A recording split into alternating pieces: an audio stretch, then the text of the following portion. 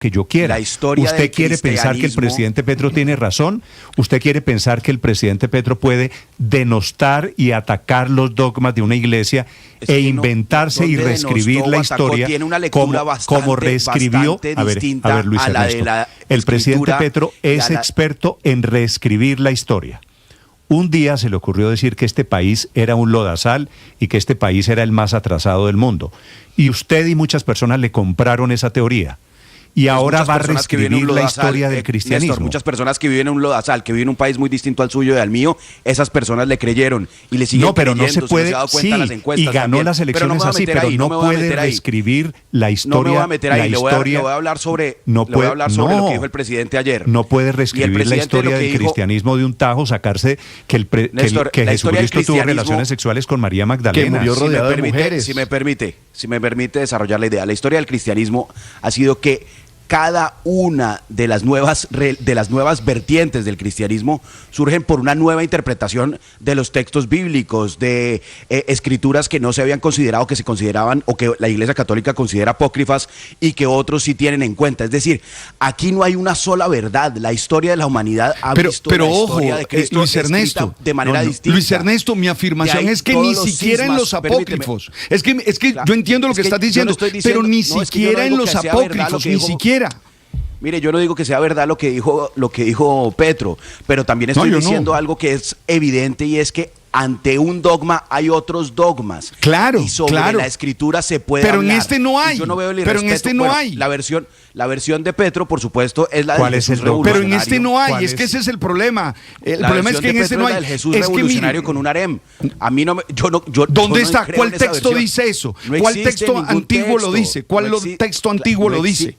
Es que esa es mi discusión. Texto, la versión del Jesús revolucionario con un harem. Mi discusión es que uno no se puede inventar lo que le parezca. Mi discusión es que uno no puede reinterpretar la historia porque a uno le dé la gana. Yo tengo una cantidad de hipótesis y apreciaciones personales que no las puedo dar por ciertas. ¿Sabe lo del harem? Esta es otra expresión, Néstor. ¿De dónde sale? ¿De dónde? Que hay unos libros y unas historietas y una película, y esta es la nueva cultura en el mundo. Que Jesucristo tuvo un harem. Y entonces que yo lo vi en una película, que lo leí en un libro. Ya me citaron eso a mí. Y entonces claro. Esta es la nueva cultura, la nueva manera de reescribir inclusive la religión y de escribir la historia del cristianismo. Bueno, hay gente que tiene derecho a pensar lo del harem y lo de la relación sexual de María Magdalena. ¿Hiere sensibilidades? Mire, también hiere sensibilidades. Si eso me lo hubiera dicho a mí Héctor Riveros, en una conversación de esas que él y yo tenemos en cualquier esquina o en cualquier cosa, yo no tendría ningún problema. Yo hubiera discutido con Héctor el tema. El problema es que es una figura, es la figura que nos une a todos. Ese es el problema. Es el presidente de la República que nos mete en esta controversia. Señor, ahora el presidente nos mete en controversias todos los días. Esta un poquito sorpresiva para mi gusto. Señor Aurelio. Sí, Néstor, esta es otra expresión más, una más, de la charlatanería del charlatán Gustavo Petro, que hoy, y veo como muy prosélitos a Luis Ernesto y a Héctor, hoy nos da el quinto evangelio, el evangelio según San Gustavo. Estamos inaugurando el quinto evangelio. Se le sumó a Juan, el evangelio según San Gustavo, y entonces es otra charlatanería igual.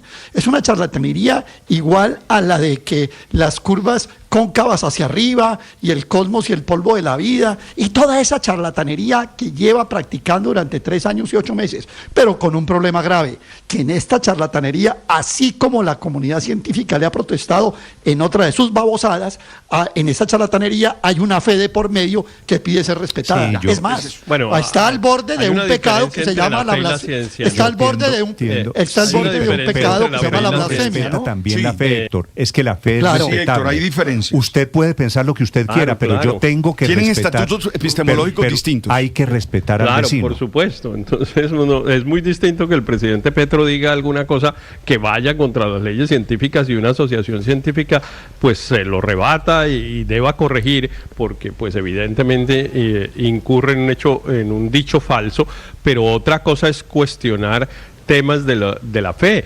Incluso en este asunto no estamos hablando ni siquiera. Hizo una afirmación que cuestiona una de las interpretaciones múltiples que hay sobre el lado humano de Jesús. Y sobre eso además no hay dogmas en la Iglesia Católica. Lo que hay, el dogma en la Iglesia Católica es que Jesús era divino y humano. Concilio de Calcedonia. Y dentro de su esencia humana, pues bueno, se acercó, claro, a los rechazados en la teología de la liberación. Hay un montón, eso es toda una interpretación. Sí. Yo, francamente, no veo cuál es el irrespeto, y entiendo lo que dice Alberto, y entre otras cosas veo que estamos de acuerdo. Es decir, que podemos conversar y controvertir y discutir y argumentar sobre ese asunto. Claro. Hasta ahí estamos totalmente de acuerdo. Ahora, también estamos de acuerdo, y eso es otra cosa, pero no es ya sobre el contenido, sino sobre el agente de la comunicación, es si el presidente Petro, como lo recuerda el comunicado de la Iglesia Católica, debe decirlo porque es que él es el jefe del Estado. Y en eso estamos totalmente de acuerdo. Yo rechazo la afirmación de parte del presidente Petro. Me parece que él, en su condición de jefe de Estado, no debe meterse en esas circunstancias. Pero de ahí a que me digan que es que Jesús era virgen, pues... esa es otra discusión. Esa es otra discusión. Esa es otra discusión. Usted puede pensar lo que quiera. Yo no, es que nadie está obligado, Héctor, a creer. No, esa es otra discusión. Yo sí creo que el presidente tiene la obligación de guardar, de demostrar respeto hacia todas las religiones. Y yo no puedo ir a decir una cosa inventada de los musulmanes, de los maoístas, de quien se me ocurra, de los cristianos, de los católicos, de los judíos, porque me parece que ahí hay que guardar unas distancias que son particularmente severas en caso de quien es jefe de Estado, en caso de quien representa la jefatura de Estado. Señor Álvaro. Esto tiene dos lados. Por una parte parece que estuviéramos en la Edad Media, donde se cuestionó el dogma de la Iglesia y la Iglesia sale furiosa a decir faltaba más, solo yo interpreto.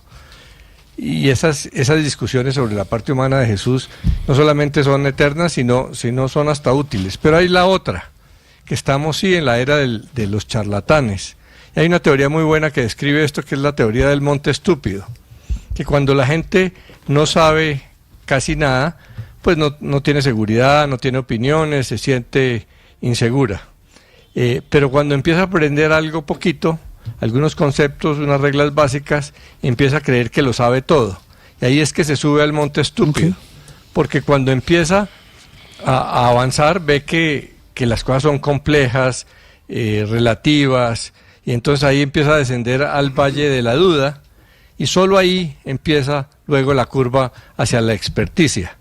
Pero lo más fácil, y en eso nos encontramos sobre todo por las redes sociales, por eso es que Humberto Eco decía que estamos en la era de los estúpidos. Sí.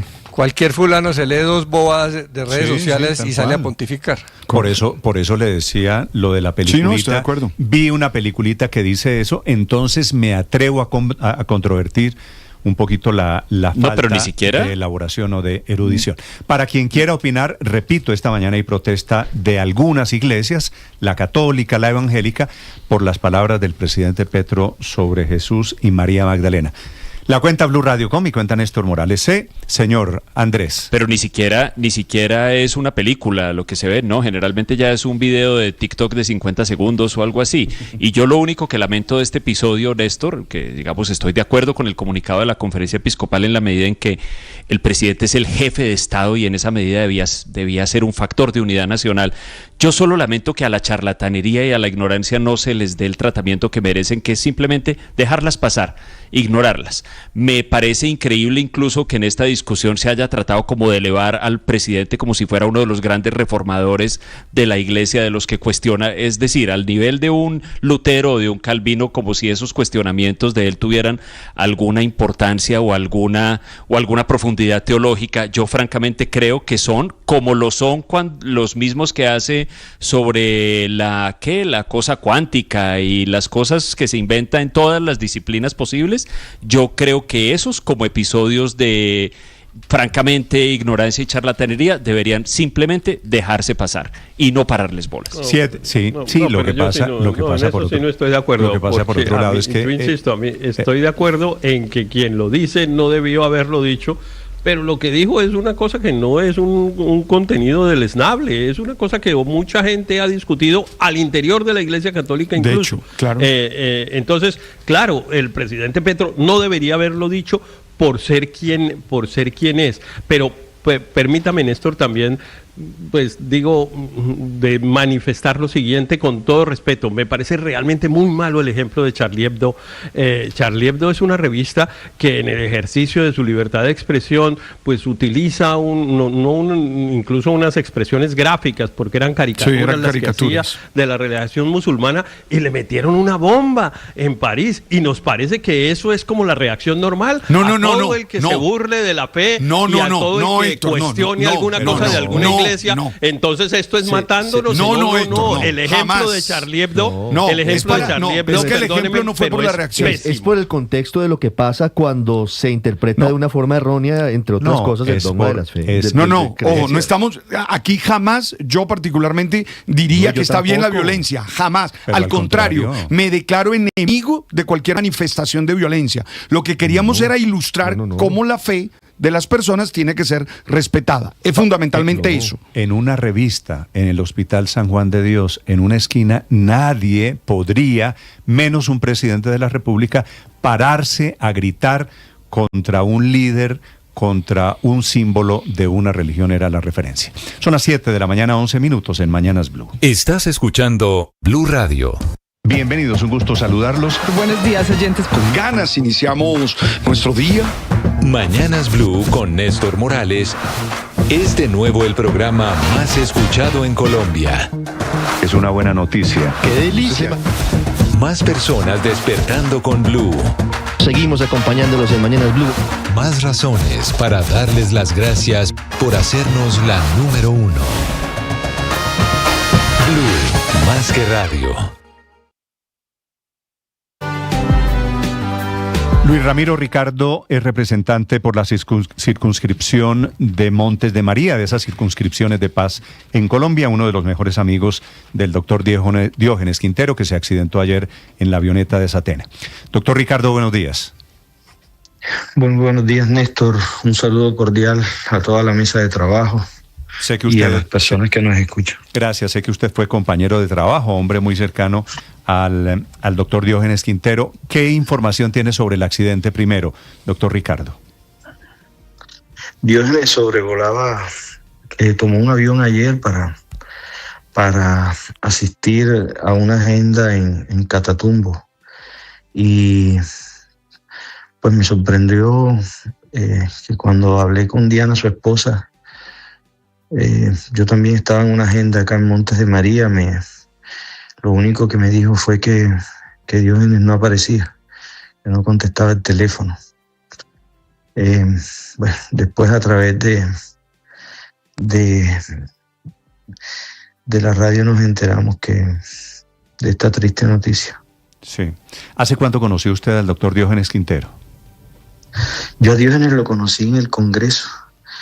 Nosotros, organizaciones internacionales, una vez ganamos las curules de paz, nos llevaron a Bogotá, nos capacitaron acerca de la actividad legislativa, y en ese ejercicio lo conocí, pero desde el primer momento tuvimos una gran empatía y empezamos a trabajar juntos. Hablábamos juntos, hablamos mucho de nuestra actividad legislativa conjunta. Juntos presentamos varios proyectos de ley. Éramos más que compañeros, grandes amigos. Almorzábamos semanal juntos. El día de mi cumpleaños estaba conmigo, el día de su cumpleaños estábamos. Ya era una relación de amistad y una relación personal.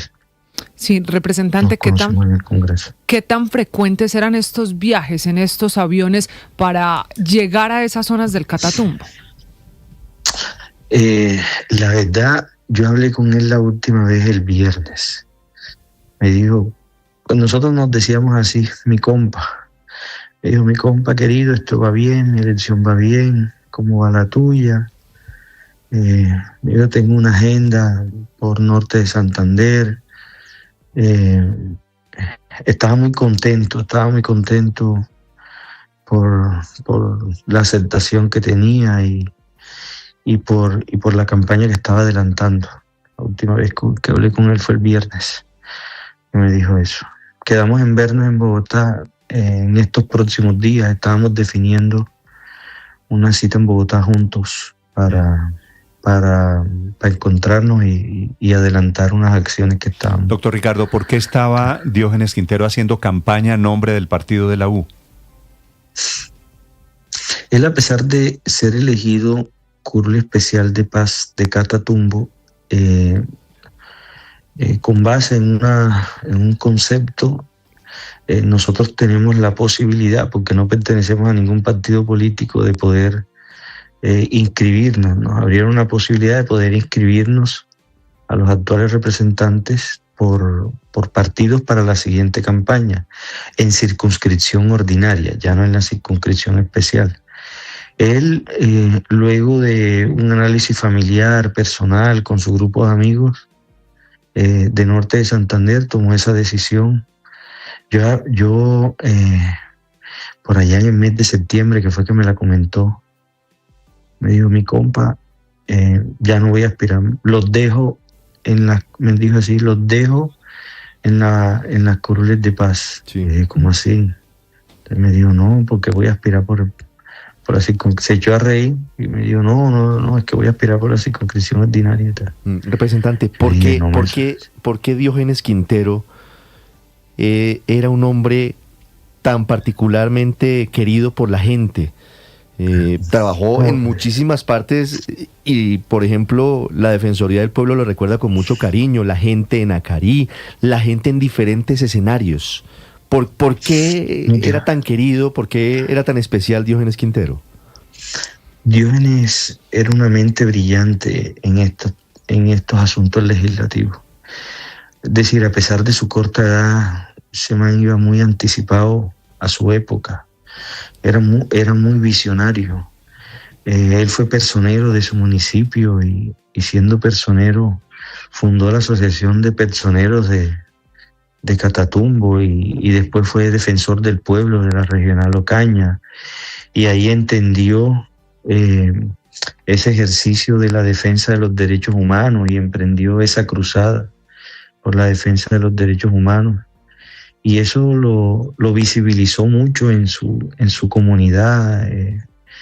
Era de las personas que cuando lo visitaba en su oficina siempre tenía a alguien de Catatumbo sentado atendiendo en su oficina.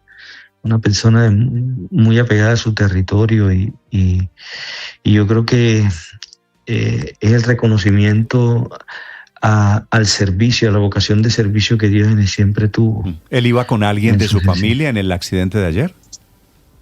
No, tengo entendido que era con su asistente, con Natalia y con otras personas que hacían parte de su equipo de trabajo, sí, a cumplir agenda. Sí. ¿A quién estaba apoyando él para las candidaturas presidenciales? No conversábamos eso porque sabes que nosotros, a pesar de querernos tanto y de compartir tanta agenda legislativa conjunta, a él la situación de Catatumbo, lo que había sucedido en Catatumbo, lo que estaba sucediendo en Catatumbo, digamos, lo tenía muy escéptico, ¿sí? Y él siempre fue un hombre de centro, inclusive él había pensado el año pasado en integrar la lista del Partido Verde. Tomó luego la decisión de ser por el partido de la U, pero yo siempre lo vi a él como un hombre de centro y a veces diferíamos en las formas, porque lógicamente venimos de dos subregiones PD diferentes, con contextos diferentes y particularidades muy marcadas por el conflicto de manera diferente.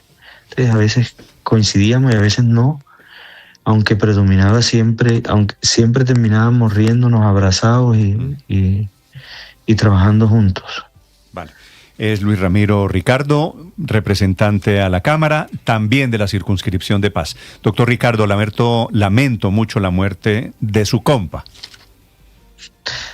Muchas gracias, Néstor, y de verdad que todos en las curules de Paz lamentamos esta pérdida de un gran líder de estas curules. Diógenes fue eso para nosotros. Sí, señor. Un parlamentario, un aspirante también al Congreso de la República, entre las víctimas. Bueno, y el doctor Peñalosa, muy importante en la región, allí en norte de Santander, entre las víctimas del accidente de Satena.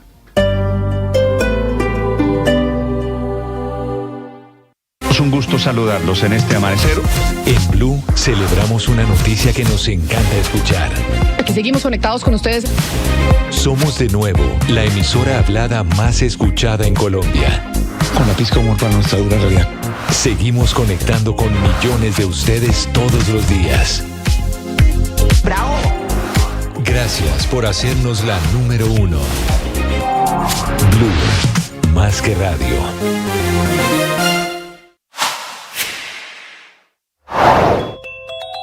Recuerden la muerte de Jason Jiménez.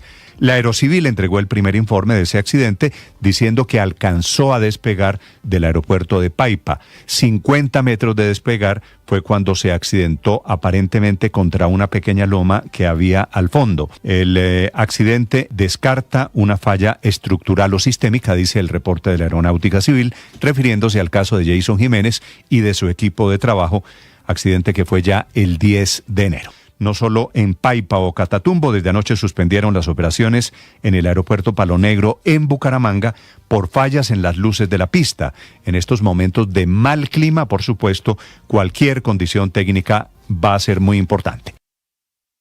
¡Hey! ¡Qué gusto saludarte! Te deseo todo lo bueno. Que haya alegría, que haya gozo en tu vida, que haya fuerza y que haya ánimo.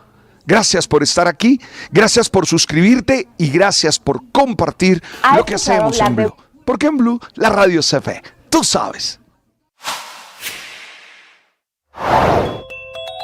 El mal clima, precisamente, es la causa, o por lo menos la principal hipótesis del accidente del avión que operaba Satena, que se accidentó entre Cúcuta y Ocaña, que se estrelló en las montañas de Playa de Belén. Así se llama ese municipio, en el Catatumbo norte santandereano, apenas 12 minutos después de haber despegado. Esta mañana hay una delegación de la Aeronáutica Civil llegando a norte de Santander para recoger evidencias en la zona y avanzar en la investigación, aunque casi inevitablemente va a terminar en eso, en que la responsabilidad es de la visibilidad de problemas meteorológicos, el mal clima, porque los documentos y las revisiones técnicas del avión están todos en regla.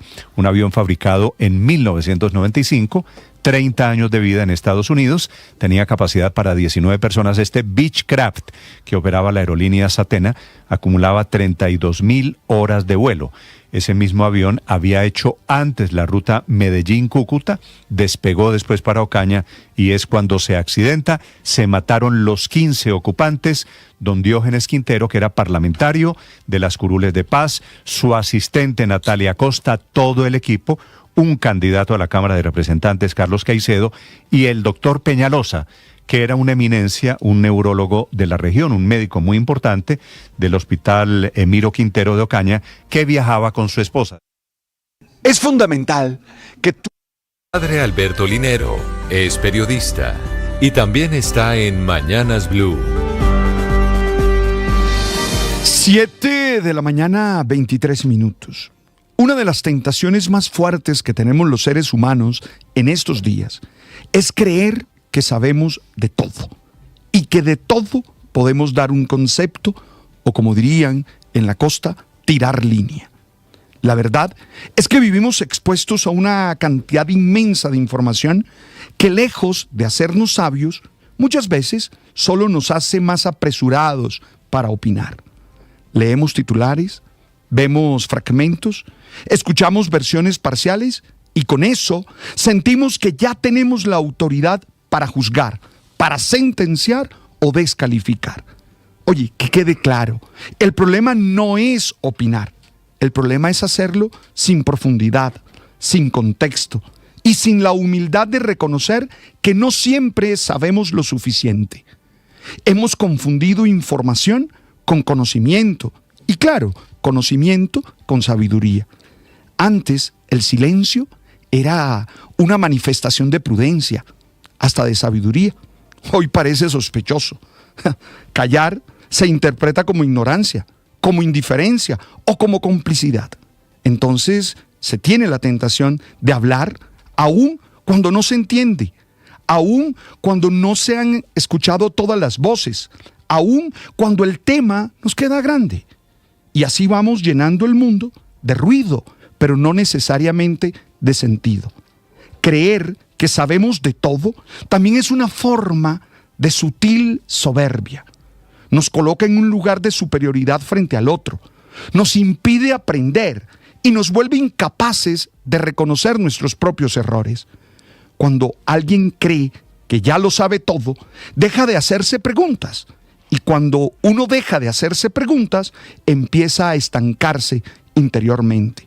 Oye, además, esta necesidad constante de opinar termina erosionando la convivencia. Las conversaciones se vuelven campos de batalla, no reales encuentros, sino peleas. Ya no dialogamos para comprender, sino para imponer. Ya no escuchamos para aprender, sino para pelear, para argumentar, para defender al otro. Y así se pierde algo esencial, la posibilidad de crecer juntos.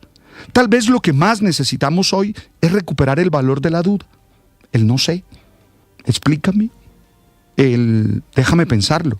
No todo requiere una opinión inmediata, no todo nos compromete, no todo lo entendemos, y reconocerlos no nos hace menos inteligentes, nos hace más honestos. Necesitamos aprender que no siempre estamos en la esquina, tomando fría y diciendo cualquier cosa. Estás escuchando Blue Radio. En las últimas horas hubo novedades desde el Capitolio en Washington. Anuncia el secretario de Estado Marco Rubio que no de momento, dijo él, no planean operaciones militares ni van a presionar elecciones, que la transición se toma un tiempo. Lo dijo en el Capitolio hablando en una audiencia sobre la situación de Venezuela y del futuro de Venezuela, en donde habló efectivamente de transición hacia la democracia. Una audiencia en la que empezó confesando que antes del 3 de enero tuvo múltiples intentos para que Maduro dejara el poder, pero que es un dictador con el que no pudieron hacer ningún acuerdo. Rubio dice que el problema es que en Venezuela había un régimen que apoyaba militar y energéticamente, se refería por supuesto al petróleo, a 3 enemigos de Estados Unidos, que son China, Irán y Rusia. Por eso también hay que entender la jugada geopolítica en la que está Marco Rubio, en la que está la Casa Blanca. No es solo lo que está jugando allí, no es solo el tema de Venezuela. A 6 días de la visita del presidente Gustavo Petro a la Casa Blanca, cada vez queda más claro que una de las condiciones que pondrá el gobierno del presidente Donald Trump para normalizar su relación con Colombia tiene que ver con el compromiso de extraditar a Estados Unidos a los narcotraficantes que se disfrazan de guerrilleros para no responder ante la justicia norteamericana. No es casualidad que anoche el presidente Gustavo Petro le diera un ultimátum a Giovanni Andrés Rojas alias Araña. La pasión y la afición en juego y los datos de lo último en deportes se lo presenta Mañanas Blue. 7:29, momento para hablar de deportes. La Liga, nuestra Liga, que en la fecha 3 en Colombia ya tiene un primer técnico descabezado. Se trata de Hernán Torres. La crisis toca la puerta de Millonarios. 3 partidos, 3 derrotas. Cayó a manos de Bucaramanga, de Junior y en las últimas horas frente al Deportivo Pasto en el sur del país. Jailer Góez fue el encargado de abrir la cuenta en un contraataque, una muy buena asistencia de Estupiñán, que fue la gran figura del conjunto nariñense. Luego llegaría el penal de Iago Herrerín, el arquero español, sobre Rodrigo Contreras. Contreras, que en medio de las dificultades y la crisis que hoy atraviesa Millonarios, ha sido efectivo. El argentino marcó el 1-1 de pena máxima. Y luego la roja para Mateo García, una de las nuevas caras del azul, un manotazo a Estupiñán.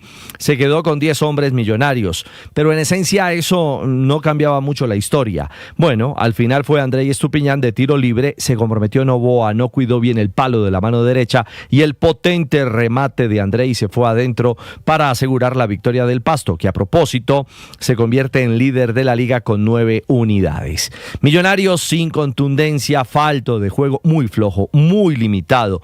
El tema es que hoy se va Hernán Torres, ya es oficial en la madrugada el comunicado de la directiva azul. Antes fue David González y la lista puede continuar porque el problema indudablemente no está está en el banco técnico. Son las decisiones, la inversión, los fichajes, la incapacidad que ha tenido quienes toman las decisiones en Millonarios, porque usted ve a los vecinos, mira de reojo, Nacional arma un equipo muy potente para competir en casa y para buscar algo más a nivel internacional. Junior hace lo propio, incluso el Deportivo Cali, que vive un nuevo aire. Así que en Millos habrá que pensar realmente dónde hay que cambiar para que las cosas fundamentalmente tomen otro viraje.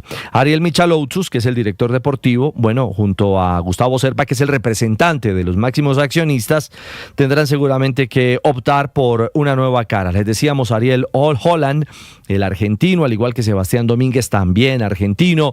Está Rafael Dudamel, que incluso antes de Hernán Torres sonó para asumir el control de Millonarios, junto a Julio Bacari, también argentino, y Gustavo Álvarez. Bueno, una carpeta amplia de candidatos. Veremos, lo cierto es que a Millonarios pronto le viene otro duro reto. Se trata de Independiente Medellín, el próximo domingo en el Campín, en la pésima cancha del Campín, de la que ya vamos a hablar, buscando una primera victoria. Es colero Millonarios, puesto 20, 0 puntos, 3 partidos, 3 derrotas.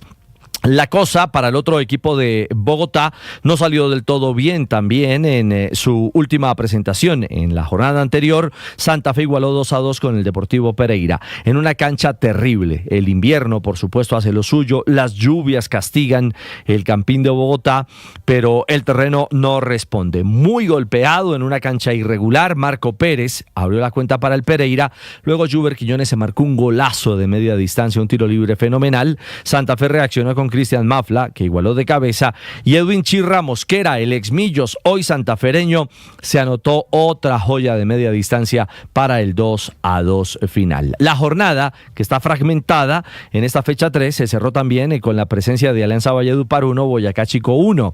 De momento Pasto está al tope con 9 puntos y Tolima le sigue con 7 unidades. Hoy continúa la jornada, la fecha. Águilas Doradas recibe al Deportivo Cali, Jaguares de Córdoba al Internacional de Bogotá, y el América de Cali en el Pascual Guerrero se verá las caras con el Once Caldas de Manizales. Pasamos al panorama internacional en el continente. Lo de Juanfer Quintero, fantástico. Doblete con River Plate en la Liga Argentina. Primero un tiro libre mágico, al estilo de Juanfer. Y el segundo en una bella jugada colectiva, simplemente un toque en el área para el segundo del jugador colombiano, que aseguró la victoria de River Plate 2-0 frente a Gimnasia de La Plata. Y ahí cerca, en Brasil, también aquí en Sudamérica, el Atlético Paranaense derrotó 1-0 al Internacional. En el Internacional de Porto Alegre actuaron Borré y Carbonero. En el Paranaense, que también está inundado, plagado de colombianos, el gol fue de Steven Mendoza, con asistencia de Kevin Viveros, es decir, fue dupla colombiana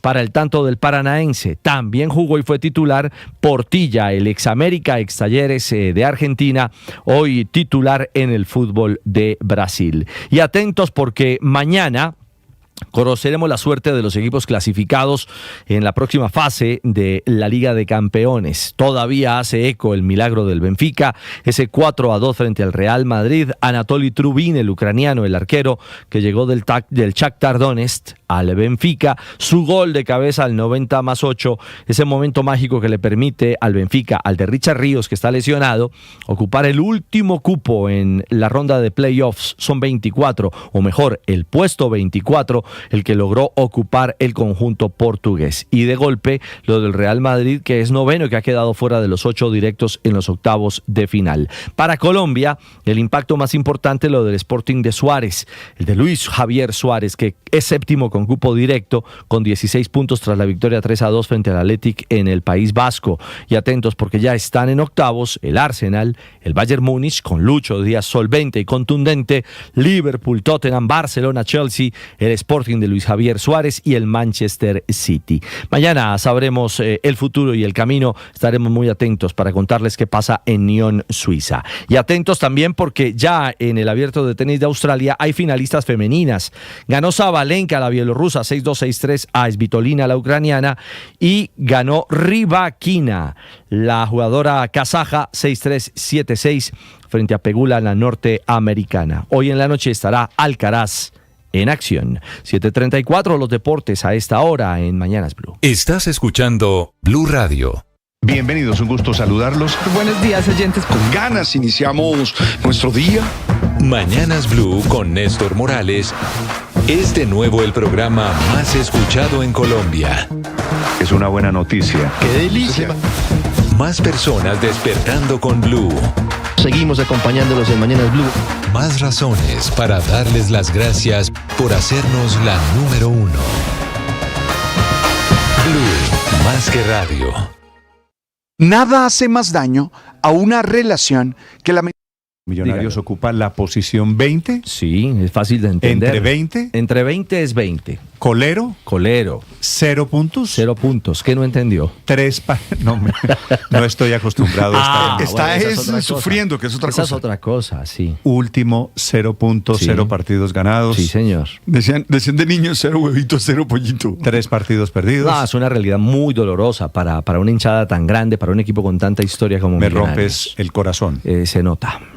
No, es en serio. No lo sé, por eso lo digo en serio también. O sea, Millonarios último. Vale. Es que armaron mal, el equipo está mal armado, Néstor. O sea, y pueden traer todos los técnicos, que si no arman un buen equipo va a ser muy complicado. Estoy de acuerdo que eso no es.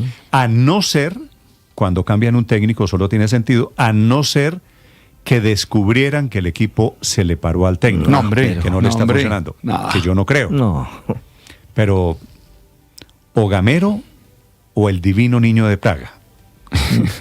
No, es que ni el divino niño. Yo creo que hoy de verdad las dificultades pasan por el armado de un equipo. Le reitero, ya pasó David González, ya ahora se va Hernán Torres. Veremos qué se inventan los directivos para intentar salvar un barco que, y además, ojo, ¿quiere que lo preocupe un poco más? Preocúpeme más. Recuerde que este campeonato tiene solo 19 fechas, que esto va rapidito. O sea que ya quedan 16, pues. Exactamente. Me preocupa más, efectivamente. Está mejorando la temperatura. El panorama para Millonarios es muy oscuro. Están reabriendo algunas operaciones en el aeropuerto El Dorado en Bogotá. Estás escuchando Blue Radio. Escanea este código y suscríbete a nuestro canal de YouTube, @Blue Radio Co. Y disfruta y participa de la programación de Blue Radio. Blue Radio, le ponemos cara a la radio. Blue Radio, la alternativa.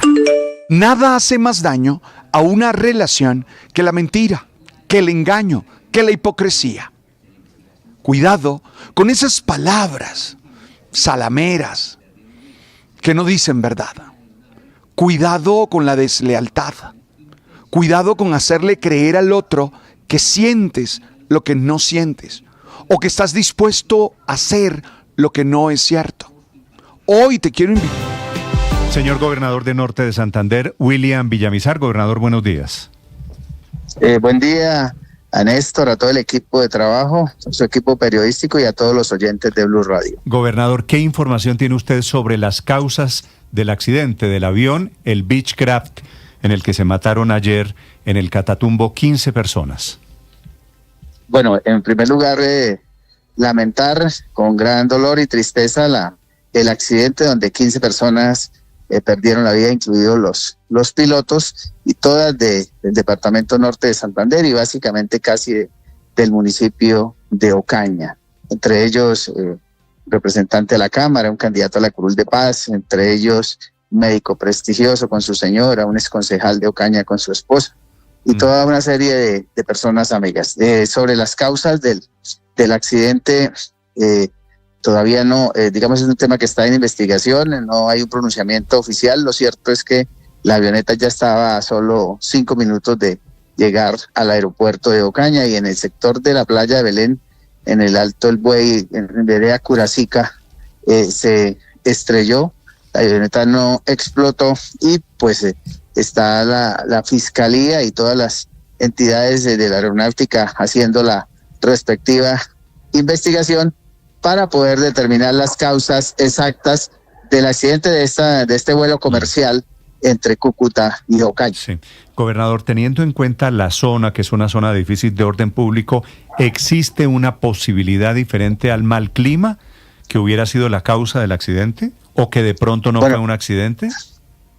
Bueno, cuando se presenta un accidente aéreo, pues surgen muchas hipótesis, pero pues obviamente eso solo se podrán resolver con la investigación respectiva.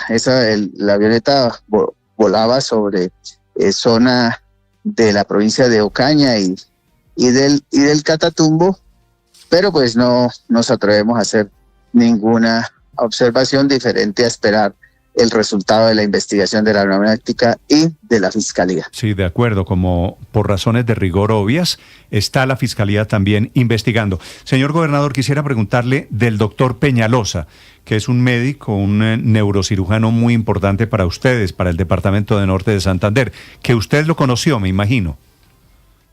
Sí, nos habíamos saludado en alguna ocasión porque él trabajaba en el Hospital Emiro Quintero Cañizares de Ocaña, que es un hospital público que es de la gobernación del departamento, y pues en alguna de las visitas que se hacía a la institución pudimos saludarlo, un médico con mucho prestigio, con gran capacidad, y pues lamentablemente él y su señora esposa fallecieron. Sí, gobernador, ¿por qué? Sí, me están escribiendo mucho desde Norte de Santander, queriendo hacerle un homenaje al doctor Peñalosa y a su mujer, a su esposa, ¿no?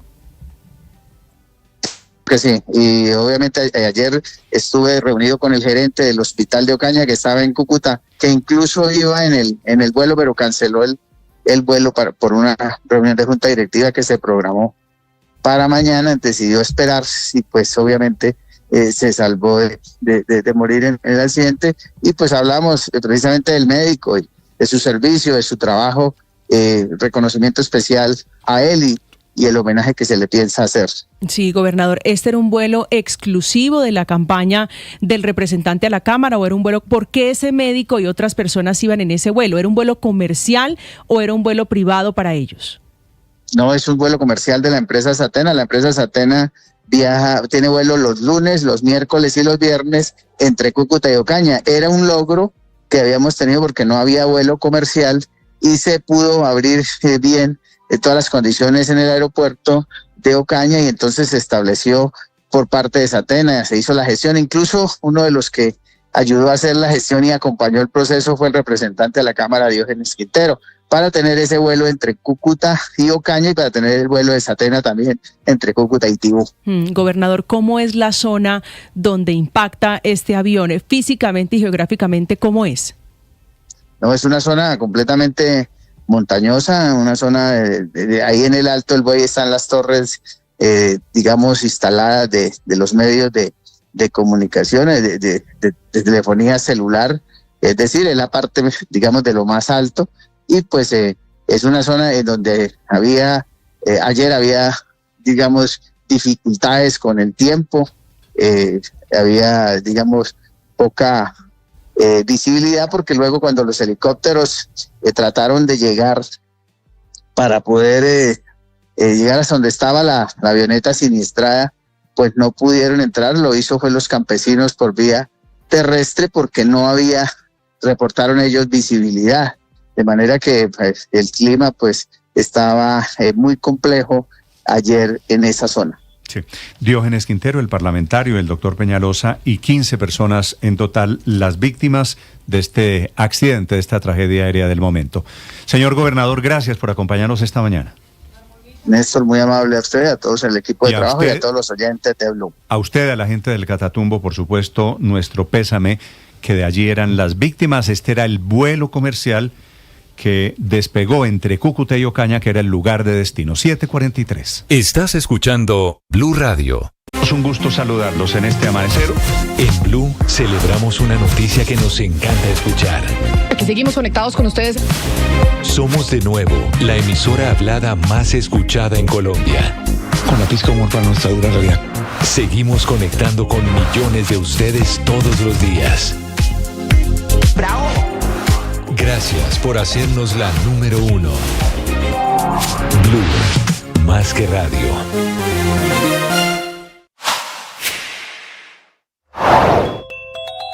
Ahora el gobierno la emprende contra British Medical Journal, el medio británico, la revista científica que publicó el informe sobre la crisis de salud, sobre la crisis del sistema de salud.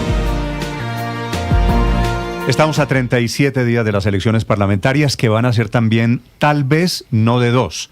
La consulta, la gran consulta de la centro derecha, sí. La de la izquierda, del pacto histórico, ahora se llama el Pacto por la Vida. Frente por la Vida. Frente por la Vida. Intentando maquillar que no son petristas. Iván Cepeda, pues, Roy Barreras y compañía. Y ahora hay una tercera opción o una tercera consulta en ciernes, que sería la de Claudia López y Sergio Fajardo. Estamos a 8 días del vencimiento del plazo para la inscripción de las consultas. Recuerde que es el viernes 6 de febrero el plazo máximo y vienen unos hechos importantes. Mañana, por ejemplo, el CNE tendrá que decidir si Iván Cepeda puede o no ir a la consulta del Frente por la Vida. Lo de Daniel Quintero también aparentemente lo van a dejar ya saldado este viernes en el CNE. Y se espera la inscripción de la gran consulta por Colombia, que es la de la oposición, la de la centro derecha, pendientes de la posibilidad de que se conforme una nueva consulta en estos días de centro. Lo de Claudia López y Sergio Fajardo es eso.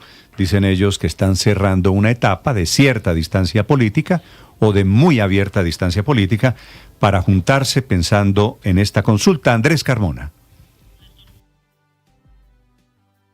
Ese encuentro entre el exgobernador de Antioquia, Sergio Fajardo, y la exalcaldesa de Bogotá, Claudia López, ambos precandidatos presidenciales. Un encuentro que tiene todos los tintes de reconciliación política y de búsqueda de un consenso, de un acuerdo para buscar el camino a una candidatura única del centro para las elecciones del 31 de mayo. Aunque no se conocen muchos detalles sobre la reunión que sostuvieron los dos dirigentes políticos, sí llama la atención que ambos, tan pronto salieron de la reunión, emitieron el mismo mensaje, escrito igual, copiado igual en sus redes sociales. Abro comillas: tuvimos una primera reunión, somos conscientes de la gran responsabilidad que tenemos por Colombia para ofrecer una alternativa superadora a los extremos.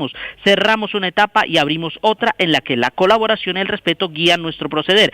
Seguiremos hablando en los próximos días. Y ambos precandidatos dejan claro que en esta reunión no se discutió o no se tomaron decisiones sobre la posibilidad de crear una tercera consulta y que Fajardo llegue a ella. Recordemos que la idea de la consulta alternativa es una propuesta de la exalcaldesa Claudia López, pero Sergio Fajardo insiste también en que en vez de pensar en una consulta, el camino es el de las nuevas mayorías, buscar un consenso, buscar otros mecanismos que les permitan elegir un candidato único. Seguirán las reuniones entre los dos precandidatos y se espera también que se sumen otros dirigentes políticos como Mauricio Armitage, Leonardo Huertas y eventualmente Juan Fernando Cristo, que está deshojando la margarita y que mañana tendrá que anunciar su decisión, si se suma a estos esfuerzos de unir al centro o se suma al Frente por la Vida, Néstor. Creo que Cristo va a ese Frente por la Vida, Andrés, pero eso lo definirá también. Y por eso el cambio de nombre, ¿no? Mañana, porque están, entre otras cosas, corriendo porque se acaban los plazos. Doctora Claudia López, buenos días. Néstor, muy buenos días. Un saludo para ti y todos los oyentes de Blue. Claudia López fue alcaldesa de Bogotá, Sergio Fajardo fue alcalde de Medellín y gobernador de Antioquia. Esa relación entre ustedes dos, doctora Claudia, ha tenido altibajos, ¿verdad?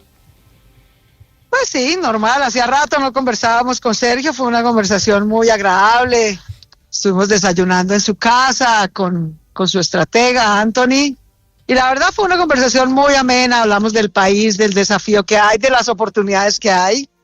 Y pues yo le expliqué en detalle un poco por qué la propuesta que Leonardo Huerta y yo le hacemos a Sergio de que se sume a una tercera consulta.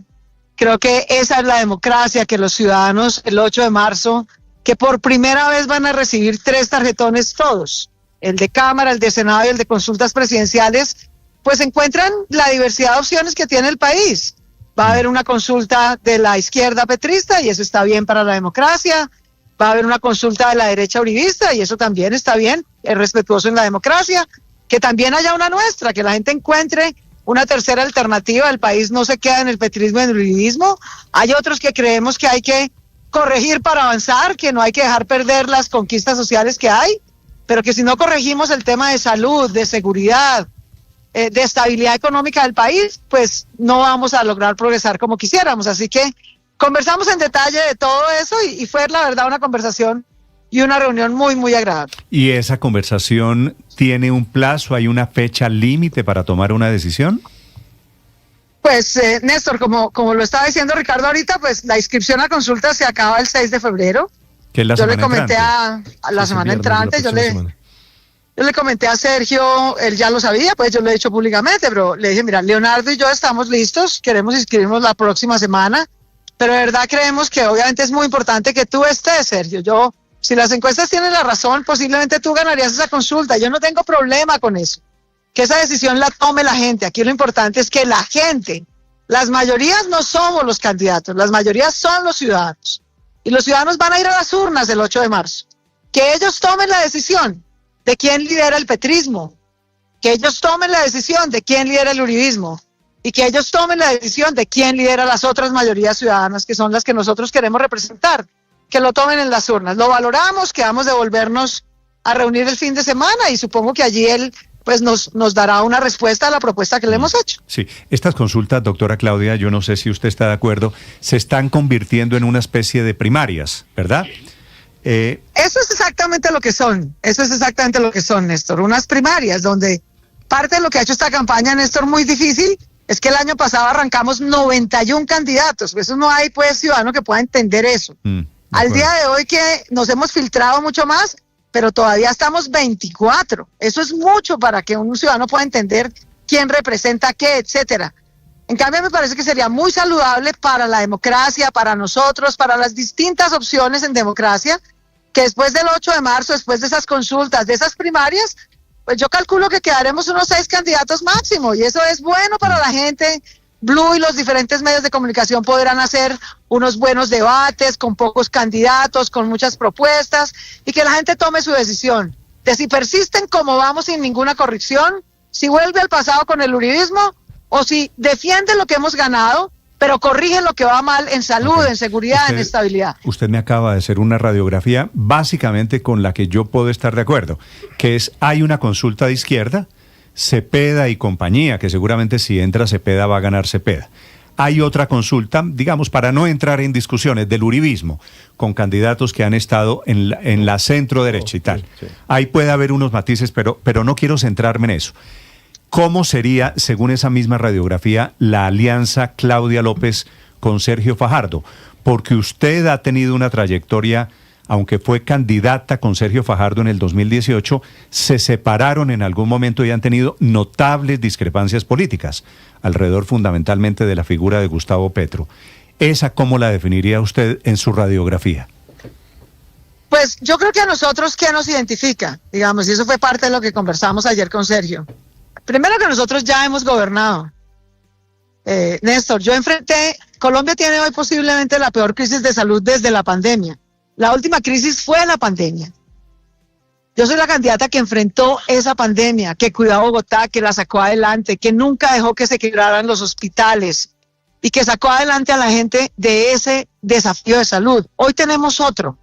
Ese es el principal dolor de los colombianos. Entonces tenemos experiencia en cómo afrontar crisis, dificultades, armar buenos equipos de gobierno y superar problemas.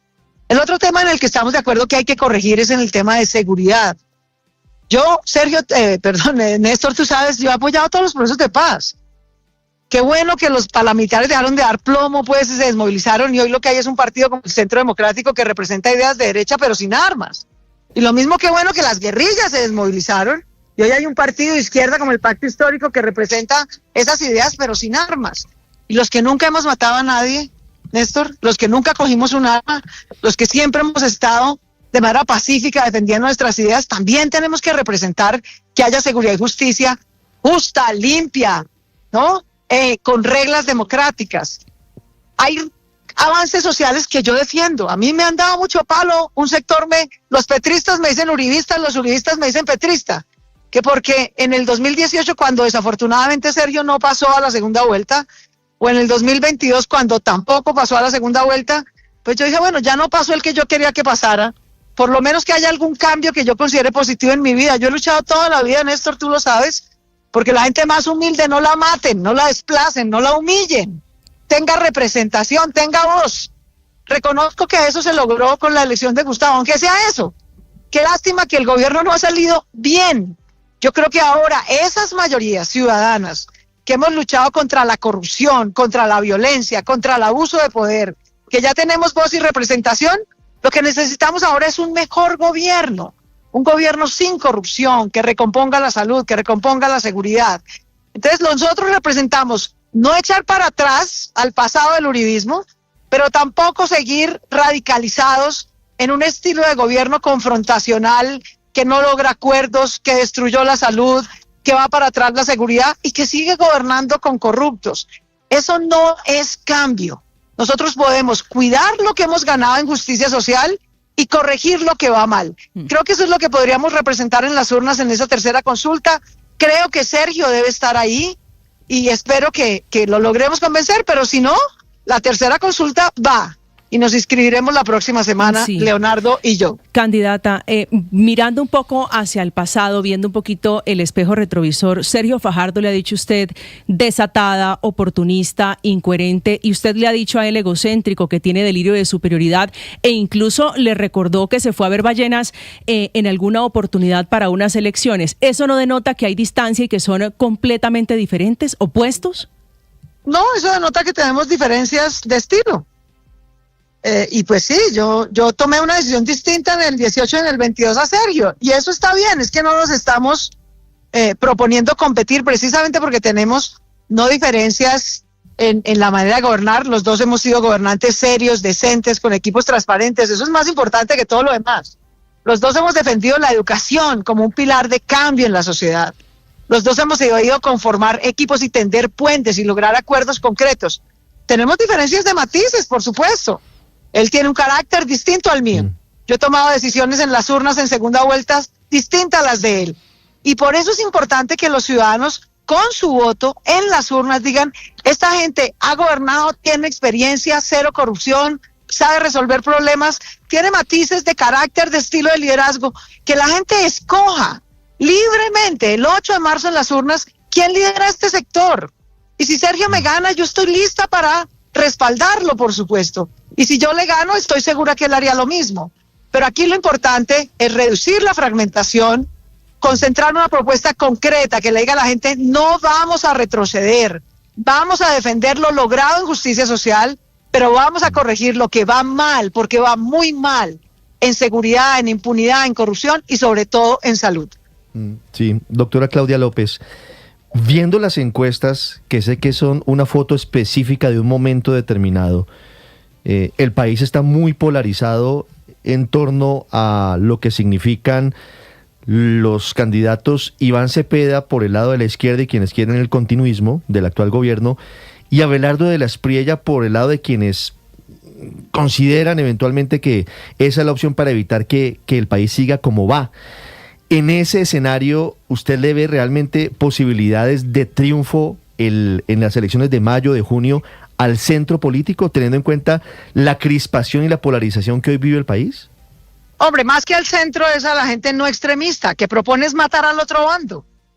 Es que de verdad yo sí creo que personas como Sergio o como yo, somos los únicos, entre otras cosas porque ya lo demostramos en Bogotá.